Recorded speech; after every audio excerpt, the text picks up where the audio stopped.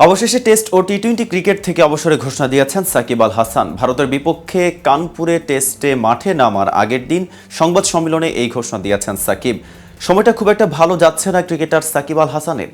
ব্যাটের পাশাপাশি বল হাতেও বেশ সংগ্রাম করতে হচ্ছে 37 বছর বয়সী এই ক্রিকেটারকে। এমন পরিস্থিতিতে তার একাদশে সুযোগ পাওয়া নিয়েও প্রশ্ন তুলছেন অনেকে। এবার টি-20-র পাশাপাশি টেস্ট ক্রিকেটকেও বিদায় বললেন এই বাঁহাতি অলরাউন্ডার। দক্ষিণ আফ্রিকার বিপক্ষে আগামী মাসেই ঘরের মাঠে শেষবারের মতো টেস্ট খেলবেন তিনি। বাংলাদেশ ক্রিকেটের 18 বছরের লড়াকু সৈনিককে আর কখনো টি-20-তে দেখা যাবে না। এ নিয়ে আরও বিস্তারিত থাকছে প্রতিবেদনের বাকি অংশে। আর কেটিভি ক্রিকেট চ্যানেল থেকে আপনাদের সাথে আছি আমি মেহেদি হাসান।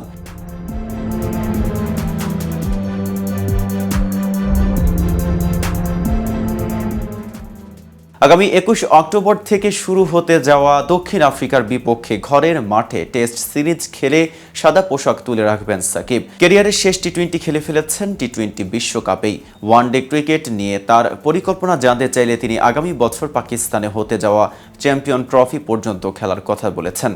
আজ সাকিবকে আগামী অক্টোবরে ঘরের মাঠে দক্ষিণ আফ্রিকা টেস্টের খেলা নিয়ে প্রশ্ন করা হয়। সেই প্রশ্নের উত্তরে টেস্ট ক্রিকেটকে বিদায় জানানোর কথা বলেন সাকিব। সাকিব বলেন, দেখুন এখন পর্যন্ত আমি তো অ্যাভেলেবেল। দেশে যেহেতু অনেক পরিস্থিতি আছে, সব কিছু অবশ্যই আমার ওপরে না। আমি বিসিবির সঙ্গে এসব নিয়ে আলোচনা করেছি। তাদেরকে বলা হয়েছে আমার কি পরিকল্পনা।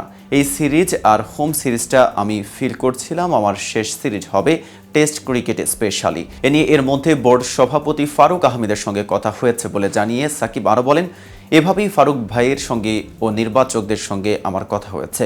যদি সুযোগ থাকে, আমি যদি দেশে যাই খেলতে পারি, তাহলে মিরপুর টেস্ট হবে আমার জন্য শেষ। সেই কথাটা বোর্ডের সবার সঙ্গে বলা হয়েছে।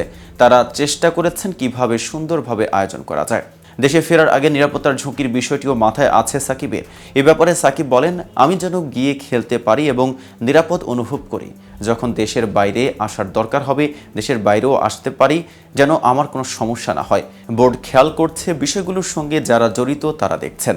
তারা হয়তো আমাকে একটা সিদ্ধান্ত দেবে, যেটার ভিত্তিতে আমি দেশে গিয়ে খুব ভালোভাবে খেলে অন্তত টেস্ট ফরম্যাটটা ছাড়তে পারবো। 2007 সালে ভারতের বিপক্ষে টেস্ট অভিষেক হয় বিশ্বসেরা অলরাউন্ডার সাকিব আল হাসানের। কিন্তু 2010 সালের আগে তিনি টেস্ট সেঞ্চুরি পাননি, যদিও বেশ কয়েকবার তিনি 90-এর ঘরে আউট হয়েছেন। আর টি-20-তে অভিষেক হয় 2006 সালে জিম্বাবুয়ের বিপক্ষে। টেস্টে এখন পর্যন্ত 70 ম্যাচে 128 ইনিংসে ব্যাট হাতে 4600 রানের পাশাপাশি বল হাতে 242 উইকেট নিয়েছেন তিনি। আর টি-20-তে 129 ম্যাচে 2551 রানের পাশাপাশি বল হাতে নিয়েছেন 149 উইকেট। তো ভিউয়ার্স, ভিডিওটি সম্পর্কে আপনাদের কোনো মতামত থাকলে জানাতে পারেন কমেন্ট বক্সে। সাথে নিয়মিত ক্রিকেট আপডেট পেতে কেটিভি ক্রিকেটের সাথেই থাকুন।